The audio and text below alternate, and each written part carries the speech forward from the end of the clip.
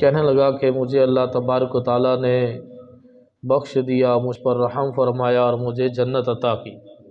پوچھا کس سبب سے؟ کہا کہ جب رب تعالیٰ عز و جل کی بارگاہ میں پیش کیا گیا تو اللہ کریم نے ارشاد فرمایا کہ اس بندے کے گناہ گنو۔ فرشتوں نے میرے گناہ گنے۔ اللہ تبارک و تعالیٰ نے ارشاد فرمایا کہ اب اس کا درود پاک گنو جو اس نے میرے حبیب صلی اللہ علیہ وسلم پر پڑھا ہے۔ فرشتوں نے درود پاک گننا شروع کیا تو درود و سلام کی تعداد گناہوں سے زیادہ نکلی۔ تو اللہ تبارک و تعالیٰ نے ارشاد فرمایا کہ فرشتوں تم نے دیکھ لیا کہ درود پاک گناہوں سے زیادہ ہے، تو مزید اس کا حساب نہ لو، اس کو جنت میں داخل کر دو۔ تو اگر درود و سلام کی کثرت اگر گناہوں سے زیادہ ہو گئی تو یہ بھی ایک بخشش کا ذریعہ بن جائے گا۔ اللہ کریم ہمیں کثرت کے ساتھ درود و سلام پڑھنے کی توفیق عطا فرمائے۔ صلو علی الحبیب صلی اللہ تعالی علی محمد صلی اللہ تعالی علیہ وآلہ وسلم، صلاۃ و سلام علیک یا سیدی یا رسول اللہ۔ ایک بہت بڑے اور مشہور معروف ولی اللہ ہیں حضرت ابراہیم بن ادم رحمۃ اللہ تعالی علیہ۔ اب اپنی زندگی کا کافی حصہ جو آپ نے سفر میں گزارا، آپ فرماتے ہیں کہ ایک مرتبہ میں نے بیت المقدس میں رات گزاری تو میں نے دیکھا کہ رات کے کسی پہر وہاں دو فرشتے آئے۔ ان میں سے ایک فرشتے نے دوسرے سے کہا کہ یہاں کون انسان ہے؟ تو دوسرا بولا کہ یہ ابراہیم بن ادم ہے۔ پہلے فرشتے نے کہا کہ وہ ابراہیم بن ادم، انہیں تو اب ان کے درجے سے ہٹا دیا گیا۔ اللہ تبارک و تعالیٰ نے ان کو جو درجہ دیا تھا، جو مقام و مرتبہ دیا تھا، انہیں اس درجے سے ہٹا دیا گیا ہے، موزول کر دیا گیا ہے۔ دوسرے فرشتے نے پوچھا کہ کس عمل کے سبب، کس غلطی، کون سی خطا ہوئی، کس عمل کے سبب انہیں موزول کر دیا گیا؟ تو فرشتے نے کہا کہ ایک مرتبہ ابراہیم بن ادم یہ بصرہ میں تھے، انہوں نے ایک دکان سے کھجوریں خریدی۔ جب وہ کھجوریں لے کر جانے لگے تو انہوں نے ایک کھجور گری پڑی ہوئی دیکھی اور اس کھجور کو اپنا سمجھا کہ یہ کھجور میری ہی گری ہوئی ہے، تو وہ کھجور اٹھا کر انہوں نے اپنی کھجور میں شامل کر لی، تو لہٰذا اللہ پاک نے ان کو ان کے درجے سے معزول فرما دیا۔ اب میرے محترم اسلام بھائیو، اس واقعے میں ہمارے لیے جو درس ہے، ایک تو یہ ہے کہ اللہ کریم کے جو ولی ہیں، اولیاء کرام، یہ معصوم نہیں ہیں۔ فرشتے معصوم ہوتے ہیں، انبیاء معصوم ہوتے ہیں، ان سے انجانے میں بھی خطا نہیں ہوتی، جبکہ اولیاء کرام سے انجانے میں خطا ہو جاتی ہے۔ لیکن اللہ تبارک و تعالیٰ ان کی خطاؤں پر ان کو توجہ دلا دیتا ہے، اور جو ہی ان کو اپنی خطاؤں پر توجہ پہنچتی ہے تو یہ فوراً اللہ کی بارگاہ میں توبہ استغفار کرتے ہیں اور اللہ تبارک و تعالیٰ ان کی خطا کو مٹا دیتا ہے۔ جب ابراہیم ادم رحمۃ اللہ تعالی علیہ کو پتہ چلا کہ مجھ سے انجانے میں خطا ہوئی ہے، میں نے کھجور اپنی کھجوروں میں داخل کر دی جبکہ وہ میری کھجور نہیں تھی، اس ایک کھجور کی خاطر آپ نے بصرہ کا سفر اختیار کیا اور اس دکان والے کو جا کر وہ کھجور کی قیمت وغیرہ وہ آپ نے اس کو دی اور اللہ کی بارگاہ میں توبہ استغفار کیا اور آپ کو دوبارہ سے پھر مقام و مرتبہ مل گیا۔ تو ایک تو یہ کہ اولیاء کرام کو بتا دیا جاتا ہے، ان کی خطاؤں کی طرف ان کی توجہ چلی جاتی ہے، تو جو مومن بندہ ہوتا ہے وہ اپنی خطاؤں پر غور و فکر کرتا رہتا ہے۔ دوسری بات جس بات سے پتہ چلی کہ انجانے میں خطا ہوئی ہے، ایک جان بوجھ کر نہیں، ہم تو جان بوجھ کر دکان پر جاتے ہیں اور بغیر اجازت کے چیزیں اٹھا کر کھا رہے ہوتے ہیں، یہ حرام ہے۔ سبزی والے کے پاس گئے تو کوئی سبزی اٹھا کر کھا لی، چنے والے کے پاس گئے تو چنے اٹھا کر کھا لیے، یا کسی بھی پھل والے کے پاس گئے تو ایک آدھ انگور کا دانہ اٹھا کر کھا لیا، مونگ پھلی والے کے پاس گئے تو مونگ پھلی اٹھا کر کھا لی۔ یہ ایک بہت بیماری ہے ہمارے اندر نا، ہم بغیر اجازت دکان والے کی دکان سے چیزیں اٹھا کر کھاتے رہتے ہیں۔ یہ کتنا بڑا گناہ کا کام ہے۔ یہاں انجانے میں، جان بوجھ کر نہیں ہے، انجانے میں انہوں نے سمجھا کھجور میری ہے، وہ کھجور اٹھا کر اپنی کھجوروں میں داخل کر لی۔ دیکھیں اس کی سزا کیا ہوئی کہ آپ کو جو ولایت کا جو مقام و مرتبہ تھا، جو درجہ تھا، اس درجے سے آپ کو موصول کر دیا گیا۔ تو ہم سمجھتے ہیں کہ بیماری پریشانی ہے، بے روزگاری پریشانی ہے، بے اولادی پریشانی ہے، تنگ دستی اور مہنگائی، یہ جن کو ہم پریشانیاں سمجھ رہے ہیں یہ پریشانیاں نہیں ہیں۔ یہ جتنی بھی مصیبتیں ہیں، جو تکالیف ہیں، یہ سب کے سب ہمارے گناہوں کے کفارے کا سبب بنتی ہیں، جنت میں درجے کا بلند کا سبب بنتی ہیں۔ یہ کوئی پریشانی نہیں ہے۔ اصل پریشانی یہ ہے کہ بندہ اللہ کی بارگاہ سے گر جائے، نبی کی نظروں سے گر جائے، اور جو اس کو جو مقام و مرتبہ دیا گیا ہے، جو اس کو روحانیت دی گئی ہے، جو اس کو نورانیت دی گئی ہے، وہ اس سے چھین لی جائے۔ یہ سب سے بڑی پریشانی ہے۔ ہم سمجھتے ہیں کہ میں نے کوئی فلاں گناہ کیا جس کی بنا پر میں بیمار ہو گیا، میرا کاروبار نہیں چل رہا، مجھے بڑی پریشانی ہے، میری نوکری چھوٹ گئی ہے، ہم سمجھ رہے ہوتے ہیں یہ گناہ کی سزا ہے۔ گناہ کی سزا یہ نہیں ہوتی۔ گناہ کی سزا یہ ہوتی ہے کہ اللہ تبارک و تعالیٰ اس سے نیکیوں کی توفیق چھین لیتا ہے۔ اللہ تبارک و تعالیٰ نے اس کو اپنی بارگاہ میں جو حاضری کی اجازت دی ہوتی ہے، وہ اجازت موصول ہو جاتی ہے۔ اب اتنے بڑے ولی اللہ، ان کو جو مقام و مرتبہ تھا، انجانے میں کی ہوئی خطا کی بنا پر ان سے وہ اس درجے سے انہیں معزول کر دیا گیا، تو ہم تو جو جان بوجھ کر ایسی حرکتیں کرتے ہیں، بتائیں ہمارا اللہ پاک کی بارگاہ میں کیا مقام ہوگا۔ مشہور تابعی بزرگ حضرت وہاب بن منبہ رحمۃ اللہ تعالی علیہ فرماتے ہیں، بنی اسرائیل کا ایک شخص، اس نے اپنے پچھلے تمام گناہوں سے توبہ کی اور 70 سال لگاتار اس نے اس طرح سے عبادت کی کہ رات کو قیام کرتا تھا، دن میں روزہ رکھتا تھا، کبھی سائے میں نہ بیٹھتا تھا، کبھی اچھا کھانا نہیں کھاتا تھا، دن میں روزہ، رات میں قیام، 70 سال اس طرح سے گزار دیے۔ انتقال ہوا، کسی نے اس کو خواب میں دیکھ کر پوچھا کہ ما فعل اللہ بکا، تمہارے ساتھ کیا معاملہ ہوا؟ کہنے لگا کہ ایک تنکا اس کے مالک کی اجازت کے بغیر دانتوں میں کوریدا تھا، وہ اس تنکے کی وجہ سے جنت میں جانے سے روک دیا گیا۔ 70 سال کی عبادت ایک طرف، اور ایک تنکے نے بنی اسرائیل کے عابد و زاہد کو جنت میں جانے سے روک دیا گیا۔ ہم تو بغیر اجازت پتہ نہیں کیا کچھ نہیں کر جاتے، بتائیے ہمارا مقام کیا ہوگا۔ نبی کریم صلی اللہ تعالی علیہ وسلم نے ارشاد فرمایا کہ جسم میں ایک گوشت کا لوتھڑا ہے، اگر وہ درست ہو جائے تو پورا جسم درست ہو جاتا ہے، وہ ہے دل۔ اگر بندے کا دل نرم پڑ جائے تو وہ ایک بہترین انسان بن جاتا ہے، با اخلاق ہوتا ہے، عبادتیں کرتا ہے، کوئی گناہ نہیں کرتا، کسی کے ساتھ زیادتی نہیں کرتا، جب دل نرم پڑ جائے۔ اور جب دل سخت ہو جاتا ہے تو بندہ ایک بدتر از حیوان، ایک درندہ بن جاتا ہے، عبادت کی طرف اس کا دل مائل نہیں ہوتا۔ تو دل نرم کیسے پڑے گا؟ حضرت عمر بن صالح رحمۃ اللہ تعالی علیہ فرماتے ہیں کہ میں نے ایک مرتبہ امام احمد بن حنبل رحمۃ اللہ تعالی علیہ سے سوال کیا کہ دل نرم کیسے ہوتا ہے؟ یہ سوال سن کر امام احمد بن حنبل رحمۃ اللہ تعالی علیہ نے سر مبارک کو جھکا لیا، کچھ دیر کے بعد سر اٹھا کر فرمایا کہ بیٹا حلال مال سے، یعنی کہ ایک ذکر و درود و تلاوت قرآن سے بڑھ کر حلال مال دل کو نرم کرتا ہے، کہ بندہ جب حلال کھاتا ہے تو دل نرم ہو جاتا ہے۔ جب دل نرم ہوتا ہے تو بندہ اس کو اللہ کی معرفت بھی حاصل ہوتی ہے، روحانیت و نورانیت بھی حاصل ہوتی ہے۔ بغیر حلال مال کے کبھی بھی بندے کو روحانیت نہیں ملتی۔ کسی نے امام اعظم ابو حنیفہ رحمۃ اللہ تعالی کے نہایت ہی ہونہار شاگرد امام محمد رحمۃ اللہ تعالی علیہ سے ایک مرتبہ کسی نے عرض کی کہ علی جا آپ زہد کے موضوع پر ایک کتاب لکھ دیجئے۔ آپ نے فرمایا میں وہ کتاب لکھ چکا ہوں، اس کتاب کا نام ہے کتاب البیوع، خرید و فروخت، تجارت۔ جب تک ہم خرید و فروخت کے معاملے میں شریعت کی پابندی نہیں کریں گے تو تب تک دنیا سے یہ بے رغبتی حاصل نہیں ہوگی، زاہد کبھی بھی نہیں بندہ بن سکتا۔ یہ دین اسلام ہمیں خرید و فروخت کرنے کا بھی طریقہ بتاتا ہے۔ اب جس نے خرید و فروخت کرنے کے والے سے اسلامی تعلیمات حاصل نہیں کی، وہ لازمی طور پر اپنے پیٹ میں حرام کا لقمہ ڈالے گا۔ جب حرام کا لقمہ ڈالے گا تو کبھی بھی وہ زاہد نہیں بن سکتا۔ زاہد اسے کہتے ہیں جو دنیا سے بے رغبتی اختیار کر کر آخرت کی تیاری میں لگ جائے۔ تو فرمایا میں زہد کے موضوع پر کتاب لکھ چکا ہوں، کتاب البیوع، خرید و فروخت۔ تو خرید و فروخت کے حوالے میں، تجارت کے حوالے سے، نوکری کے حوالے سے بندے کو علم حاصل کرنا ضروری ہے۔ اگر اس نے علم حاصل نہیں کیا ہوا ہے تو وہ حرام کھا رہا ہوتا ہے اور اسے پتہ نہیں ہوتا، اور حرام کھانے کی بنا پر دل سخت ہو جاتا ہے، دل نرم نہیں ہوتا۔ اور ایک آپ نے سنا کہ ایک کھجور نے اللہ کے ولی کو درجے سے معزول کر دیا۔ وہ کھجور جان بوجھ کر نہیں انہوں نے لی تھی، انجانے میں ہوئی تھی۔ تو جو بندہ جہالت کی بنا پر حرام ہی حرام اپنے پیٹ میں ڈالے جا رہا ہے، بتائیے اس بندے کا کیا مقام ہوگا۔ اللہ پاک کے آخری نبی رسول ہاشمی صلی اللہ علیہ وسلم نے فرمایا سچا اور ایمانت دار تاجر روز قیامت انبیاء کرام، صدیقین اور شہداء کے ساتھ ہوگا۔ اس نے تجارت میں زندگی گزاری ہے، لیکن تجارت اس نے شریعت کے دائرے میں رہ کر کی ہے۔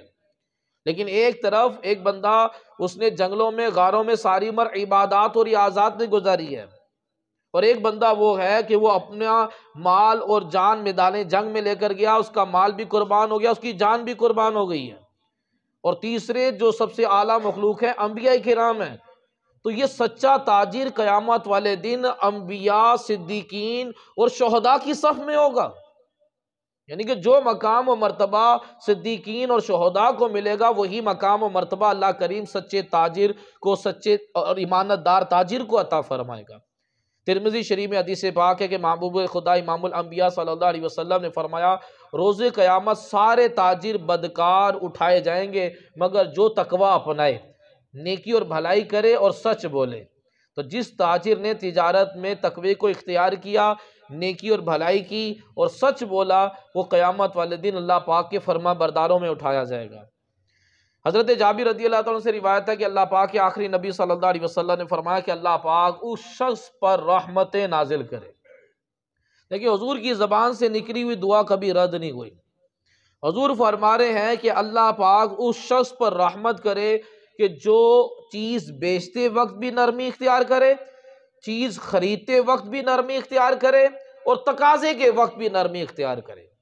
جو خرید رہا ہے اس سے بھی نرمی اختیار کرنی چاہیے، جو بیچ رہا ہے اس سے بھی نرمی اختیار کرنی چاہیے۔ اور تقاضا، جب پیمنٹ کا تقاضا کرنا ہے، جب قرض کا تقاضا کرنا ہے تو تب بندہ نرمی کرے۔ تو حضور فرما رہے ہیں اللہ پاک اس پر رحمتیں نازل کرے۔ اب ہم گرگٹ کی طرح رنگ بدلتے ہیں۔ ایک دکاندار تاجر بیٹھا ہوتا ہے، جب وہ گاہک آتا ہے تو اس کے ساتھ اخلاق کچھ اور ہے، چیز نہ خریدے تو اخلاق کچھ اور ہے، چیز واپس کرنے آ جائے تو پھر تاجر کا اخلاق کچھ اور ہے۔ کتنے رنگ بدلے اس نے۔ پھر اس کی دکان میں جو ملازم ہے اس سے بات کرنے کا انداز اس کا اور ہے۔ اگر کوئی گاہک آیا ہے اور وہ اس سے کافی ساری چیزیں خرید رہا ہے تو تاجر اس سے بڑا بااخلاق بن جائے گا، اس کے لیے بوتل بھی منگوائے گا۔ اور اگر اس نے کافی ساری چیزیں چیک کی اور اگر اس نے کچھ بھی نہ خریدا تو اس کے پیٹھ پیچھے اس کو گالیاں نکالے گا۔ وہی اگر گاہک چیز واپس کرنے کے لیے آ جائے تو یہ آنکھیں ماتھے پر رکھ لے گا اور ماتھے پر اس کے بال آ جائیں گے اور انتہائی بد اخلاقی پر اتر آئے گا۔ پھر یہی دکاندار اپنے ہی جو اس کے ملازم ہیں ان کے ساتھ بدتمیزی سے بات کرتا ہے۔ ایک ڈاکٹر، وہ گورنمنٹ کے ہاسپٹل میں بھی ملازم ہے، وہ اپنا ایک پرائیویٹ کلینک بھی چلا رہا ہے، کسی پرائیویٹ ڈاکٹر میں بھی امپلائز ہے۔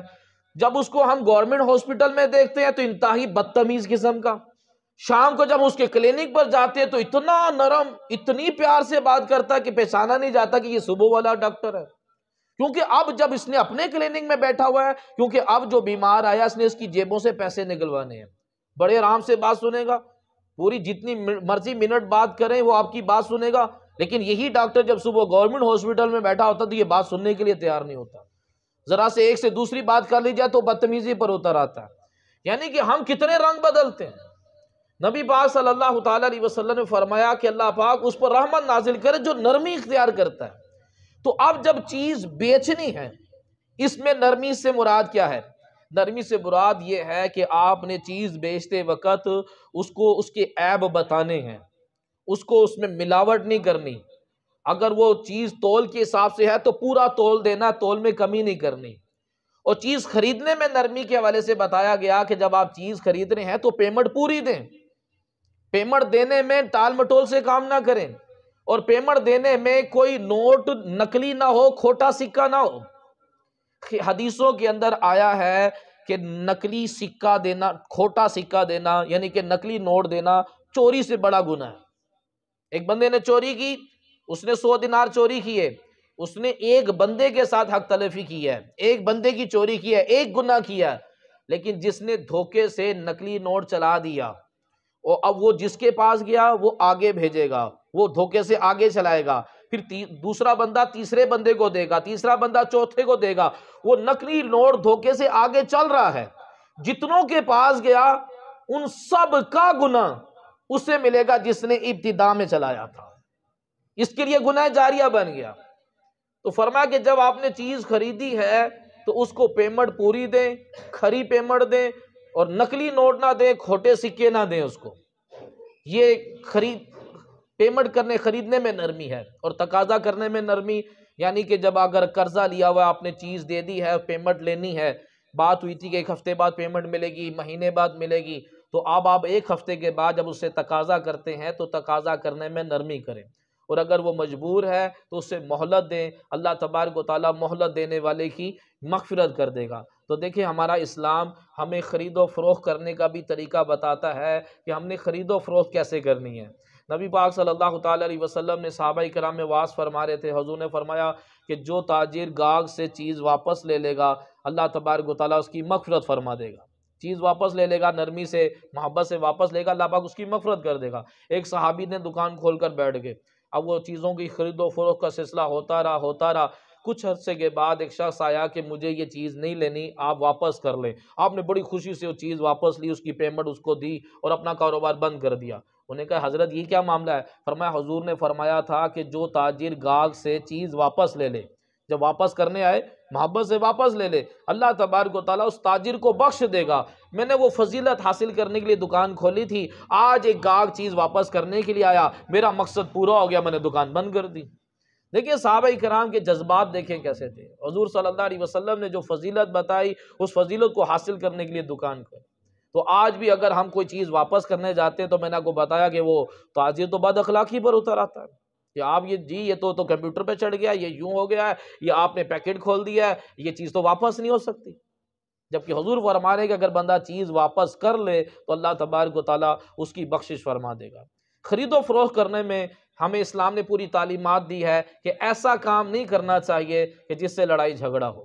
لڑائی جھگڑے والے معاملہ سے بچنے کے لیے بتایا گیا کہ جب تم نے چیز لینی ہے تو دیکھ کر لو، بن دیکھی آپ چیز لے لیتے ہو۔ ایک کنٹینر آیا، ابھی وہ کراچی بندرگاہ پر پہنچتا نہیں ہے، وہ پہلے ہی فروخت ہو چکا ہوتا ہے، وہ پہلے ہی تاجر اس کو اٹھا لیتے ہیں۔ بعد میں جب ان کے پاس مال پہنچتا تو بیچ میں آدھا خراب آدھا صحیح، تو پھر وہ لڑنے پر اتر آتے ہیں۔ بھائی تم نے کس نے کہا تھا کہ بغیر دیکھے خریدو؟ اب بغیر اس لیے منع کیا کہ حدیث پاک میں جب تک تم نے چیز خریدی نہیں ہے، تم اس کو اچھی طرح سے دیکھ نہیں لیا، اس چیز کو خریدو نا۔ منع کیا گیا اس طرح کی خرید و فروخت کے ساتھ۔ نبی پاک صلی اللہ تعالیٰ علیہ وسلم نے ارشاد فرمایا کہ اپنا کھانا ناپ لیا کرو، تم کو اس میں برکت دی جائے گی، یعنی کہ اچھی طرح ناپ تول میں بھی کسی قسم کی کمی نہیں کرنی چاہیے۔ ایک بزرگ کہتے ہیں کہ میں کسی شخص کے پاس گیا تو وہ بار بار یہی کہہ رہا تھا کہ 2 آگ کے پہاڑ 2 آگ کے پہاڑ۔ تو میں نے اس کے گھر والوں سے پوچھا کہ یہ کیا معاملہ کرتا تھا؟ کہنے لگا جب یہ گندم خریدتا تھا، اس نے 2 پیمانے رکھے ہوئے تھے، جب یہ گندم خریدتا تھا تو اس نے بڑے والا پیمانہ رکھا ہوا تھا، اور جب گندم بیچتا تھا تو چھوٹے والے پیمانے سے بیچتا تھا۔ لیتے وقت زیادہ لے رہا ہے، دیتے وقت لوگوں کو کم دے رہا ہے۔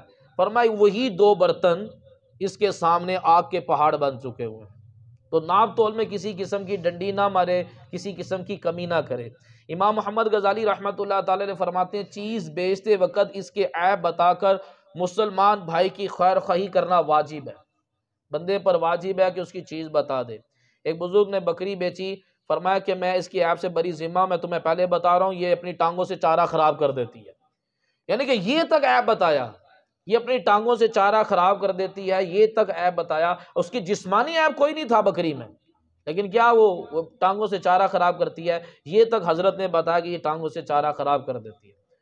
امام اعظم ابو حنیفہ رضی اللہ تعالیٰ عنہ کپڑے کی تجارت کیا کرتے تھے، اور آپ کے پارٹنر آپ کا وہ کپڑا لے کر ملک شام بیچنے کے لیے گیا تو آپ نے فرمایا کہ یہ کپڑا اس میں تھوڑا سا یہ داغ ہے، یہ خراب ہے، اس کپڑے کا عیب بتا کر اور اس کے کم پیسے لینا۔ وہ گیا، اس نے وہ بھول گیا، اس نے سارے کپڑے فروخت کر دیے اور مہنگے داموں میں فروخت کیے، اور وہ جو عیب والا کپڑا تھا وہ بھی بک گیا۔ اب جب یہ آیا تو اچھا خاصا نفع لے کر آیا۔ امام اعظم نے کہا کہ وہ جو کپڑا، جو داغی کپڑا تھا، وہ بیچتے وقت اس کا عیب بتا دیا تھا، دکھا دیا تھا۔ کہتا اوہو مجھے تو یاد ہی نہ رہا، میں تو بھول گیا۔ اب ہونا کیا تھا، چلو اتنا کرتے، اس کپڑے کی جو پیمنٹ تھی وہ سائڈ پہ کر دیتے۔ امام اعظم ابو حنیفہ نے ساری رقم صدقہ کر دی، ساری کی ساری صدقہ کر دی کہ اس پیمنٹ کے اندر جو ہے نا وہ حرام والی پیمنٹ آ گئی۔ کیسا بزرگوں کا تقوی ہوا کرتا تھا کہ عیب بتانا لازم سمجھتے تھے کہ عیب بتانا لازم ہے، اور واقعی شریعت کی طرف سے واجب ہے کہ عیب بتایا جائے۔ نبی پاک صلی اللہ تعالیٰ علیہ وسلم بازار گئے تو ایک شخص گندم بیچ رہا تھا، حضور نے گندم میں ہاتھ اندر ڈالا تو اندر کی گندم گیلی تھی۔ حضور نے فرمایا یہ کیا ہے؟ کہنے لگا بارش کی وجہ سے گیلی ہوگی۔ تو حضور نے فرمایا گیلی گندم اوپر کیوں نہیں رکھی؟ تاکہ بندہ اس کو دیکھ لیتا کہ یہ گیلی ہے۔ تو فرمایا کہ من غشا فلیس منی، تم نے دھوکہ دیا، تم ہم میں سے نہیں ہو، یعنی کہ تمہاری شفاعت نہیں کروں گا میں۔ اب جس کی حضور شفاعت نہ کرے قیامت والے دن اس کا بنے گا کیا؟ اللہ پاک کے آخری نبی صلی اللہ علیہ وسلم نے فرمایا کہ جو عیب دار چیز اس کا عیب بتائے بغیر بیچ دے، اللہ پاک اس سے ناراض رہتا ہے، فرشتے اس پر لعنت کرتے رہتے ہیں۔ بندہ سمجھتا ہے میں نے بڑا کارنامہ کیا، میں نے دو نمبر عیب دار چیز میں نے بیچ دی ہے، بڑا کمال سمجھ رہا ہوتا ہے، اس کو نہیں پتا فرشتے مسلسل اس پر لعنت کر رہے ہوتے ہیں اور اللہ پاک اس سے ناراض رہتا ہے۔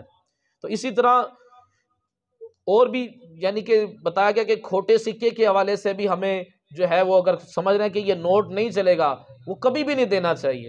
حضرت شیخ عبد الخیاط رحمۃ اللہ تعالی علیہ یہ اب درزی کا کام کرتے تھے، ایک آتش پرست آگ سے آپ کے کپڑا سلوانے کے لیے آتا تھا اور آپ کو اجرت میں کھوٹا سکہ دے جاتا تھا، آپ وہ کھوٹا سکہ قبول کر لیتے تھے۔ ایک مرتبہ آپ دکان پر تھے نہیں تھے، آپ کا ملازم تھا، وہ کھوٹا سکہ دینے لگا تو اس نے کہا یہ نہیں چلے گا، اس نے نہیں لیا۔ تو جب آپ آئے تو آپ نے فرمایا کہ میں اتنے عرصے سے اس سے کھوٹا سکہ اس لیے لے رہا ہوں کہ کسی دوسرے مسلمان کو نہ دے دیں، میرے دوسرے مسلمان بھائی کا نقصان نہ ہو جائے۔ تو کیسے مسلمانوں کے اندر ایک دوسروں کی خیر خواہی کا جذبہ ہوتا تھا، تو دوسرے کے ساتھ خیر خواہی یہ ہے کہ اس کو پورا دیا جائے، اس کو عیب بتایا جائے، یہ اپنے مسلمان بھائی کے ساتھ خیر خواہی ہے۔ لیکن مومن وہ ہے کہ جو چیز اپنے لیے پسند کرے وہی اپنے مسلمان بھائی کے لیے پسند کرے۔ تو میں اپنے لیے پسند کیا کرتا ہوں کہ چیز مجھے اچھی ملے، پوری ملے، درست ملے، سستی ملے، میں اپنے لیے پسند کرتا ہوں نا، تو پھر اپنے بھائی کے لیے بھی مجھے ایسے ہی پسند کرنا چاہیے کہ میں اس کو اچھی دوں، اس کے عیب بتاؤں، اور جو پیمنٹ کے حوالے سے جتنی اس کے ساتھ میں خیر خواہی کر سکتا ہوں میں اس کے ساتھ خیر خواہی کروں، ناپ تول میں اس کے ساتھ کمی نہ کروں۔ اور پھر تاجروں کے اندر ایک دوسرے کے ساتھ محبت دیکھیں کیسی ہوتی تھی۔ آپ ادھر توجہ رکھیں، کوئی بات نہیں، کوئی ضروری بات کر رہے ہوں گے۔ مدینہ منورہ میں ایک بہت بڑا تاجر ایک کپڑے کی دکان پر گیا، کہنے لگا مجھے کافی مقدار میں کپڑا چاہیے، مجھے حاجیوں میں تقسیم کرنا ہے، مکہ مدینہ کے فقراء میں تقسیم کرنا ہے۔ اس نے کہا جتنا کپڑا آپ کو چاہیے نا میری دکان میں موجود ہے، میں دے سکتا ہوں، لیکن یہ جو سامنے دکاندار ہے نا، میں نے دیکھ رہا ہوں صبح سے اس کی بکری بڑی کم ہوئی ہے اور میری آج ایک اچھی بکری ہو گیا ہے، تو میرا آپ کو مشورہ ہے کہ آپ سامنے والی دکان سے کریے۔ کیسے پہلے کے مسلمان ہوتے تھے، آیا مال کون چھوڑتا ہے؟ لیکن دیکھیں ان کا جذبہ، دیکھیں ان کی اپنے مسلمان بھائی سے محبت دیکھیں کیسی۔ ہم تو چاہتے ہیں کہ اس کی دکان ٹھپ ہو جائے، اس کی دکان بند ہو جائے، اس کے بعد جادو کروا دیا جائے، کوئی ٹونا کروا دیا جائے، کوئی ایسا معاملہ کر دیا جائے، جل جائے، سڑ جائے، خاک ہو جائے، میری دکان چلے۔ لیکن پہلے کا مسلمان کسٹمر آ رہا ہے، کہتے ہیں آپ کی مہربانی آپ سامنے والے سے لے لیں، آج میری اچھی خاصی بکری ہو چکی ہے، آپ سامنے سے لے لیں۔ اللہ تبارک و تعالیٰ نے قرآن پاک میں ارشاد فرمایا کہ وَيْلٌ لِّلْمُطَفِّفِينَ الَّذِينَ إِذَا اكْتَالُوا عَلَى النَّاسِ يَسْتَوْفُونَ، کم تولنے والوں کی خرابی ہے کہ جب وہ اوروں سے ناپ کر لیں تو پورا لیں، اور جب دینے لگیں تو کم کر دیں۔ جب خود لینا ہے تو پورا پورا لینا ہے، جب دینے کی باری آنی ہے تو پھر کم کر دینا ہے۔ تو یہ کیا ہوا؟ یہ منافقت ہے کہ جو چیز آپ اپنے لیے پسند نہیں کر رہے اپنے مسلمان بھائی کے لیے کیوں پسند کر رہے ہو؟ یہ منافقت ہونے کی علامت ہے۔ اور مومن ہونے کی علامت یہ ہے کہ جو چیز بندہ اپنے لیے پسند کرتا ہے وہی اپنے مسلمان بھائی کے لیے پسند کرے۔ اب دیکھیں، جو غاروں میں جا کر عبادت کرنا آسان ہے، مارکیٹ میں بیٹھ کر شریعت کے دائرے میں کر تجارت کرنا مشکل ہے۔ اس لیے کہا گیا کہ امانت دار تاجر قیامت والے دن وہ صدیقین اور شہداء کی صف میں کھڑا ہوگا۔ غاروں میں جنگلوں میں جا کر عبادت کرنا بہت آسان ہے، لیکن یہ جو مارکیٹ میں بیٹھا ہے نا، یہ بڑا مشکل کام ہے کہ بندہ سچ بولے، جھوٹ نہ بولے، قسم نہ کھائے اور پوری دیانتداری کے ساتھ سامان بیچے۔ یہ ایک بہت بڑے جگرے کا کام ہے، اس کو جہاد فی سبیل اللہ کہا گیا۔ جو تاجر دیانتدار کے ساتھ تجارت کرتا ہے اس کو جہاد فی سبیل اللہ کہا گیا۔ نفل پڑھنا آسان ہے، لیکن دیانتداری کے ساتھ چیز بیچنا، خریدنا یہ بڑا مشکل کام ہے، یہ بہت مشکل کام ہے یہ۔ بس اللہ تبارک و تعالیٰ یہ جس کو توفیق عطا فرما دے، ہر بندے کو چاہیے کہ وہ دین کا علم حاصل کرے۔ فاروق اعظم رضی اللہ تعالیٰ عنہ بازار گئے، دکاندار سے پوچھا بتاؤ خرید و فروخت حرام کب ہوتی ہے؟ میں نے کہا مجھے کیا پتا کب ہوتی ہے؟ آپ نے اس کو کوڑے مارے۔ فرمایا کہ جو تجارت کا علم نہیں رکھتا اس کو ہمارے بازار میں آ کے خرید و فروخت کرنے کی اجازت نہیں ہے۔ ہمیں پتہ ہی نہیں ہے کس صورت میں چیز ناجائز ہو جاتی ہے، حرام ہو جاتی ہے۔ اب تجارت کے بڑے ناجائز طریقے آ گئے ہیں، آن لائن بھی مارکیٹنگ ہو رہی ہے اور طرح طرح کے ایپس آ گئی ہیں اور لوگ کر رہے ہیں اور دھوکے بازی سے سامان بیچ رہے ہیں۔ تصویر میں دکھاتے کچھ ہیں، ڈلیوری آتی ہے ہوتا کچھ ہے. اس طرح کی 2 نمبریاں چل رہی ہیں بہت زیادہ. کیوں؟ علم حاصل نہیں کیا ہوتا اور حرام میں پڑے ہوتے ہیں. پھر بندہ کہتا ہے کہ میرے مال میں برکت نہیں ہے، کاروبار میں برکت نہیں ہے. تو برکت، حضور نے فرمایا جھوٹ مال کو بیچ دیتا ہے، قسم مال کو بکوا دیتی ہے، لیکن برکت کو لے جاتی ہے. فرمایا خریدنے والا جو خرید رہا ہے وہ بھی جھوٹ نہ بولے، جو بیچ رہا ہے وہ بھی جھوٹ نہ بولے، اللہ تعالیٰ اس چیز میں برکت دے دے گا.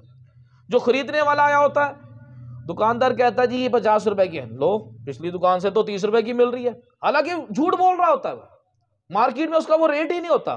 تو اب خریدنے والے نے بھی جھوٹ بولا. فرمایا نہ خریدنے والا جھوٹ بولے نہ بیچنے والا جھوٹ بولے. جب وہ چیز بکتی ہے تو اللہ تبارک و تعالیٰ اس کے اندر برکت ڈال دیتا ہے. خریدنے والا بھی ٹکا کے جھوٹ بول رہا ہوتا ہے، نہیں نہیں یہ تو اس کی تو اتنی قیمت ہی نہیں ہے، یہ تو مارکیٹ میں اتنے کی ہے، اور اس کے اندر تو یہ ملاوٹ بھی ہے، یہ تو اوریجنل بھی نہیں ہے، یہ تو کاپی ہے.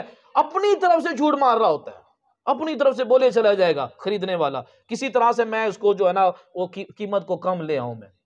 تو نہ تو خریدنے والے کو جھوٹ بولنے کی اجازت ہے، نہ بیچنے والے کو جھوٹ بولنے کی اجازت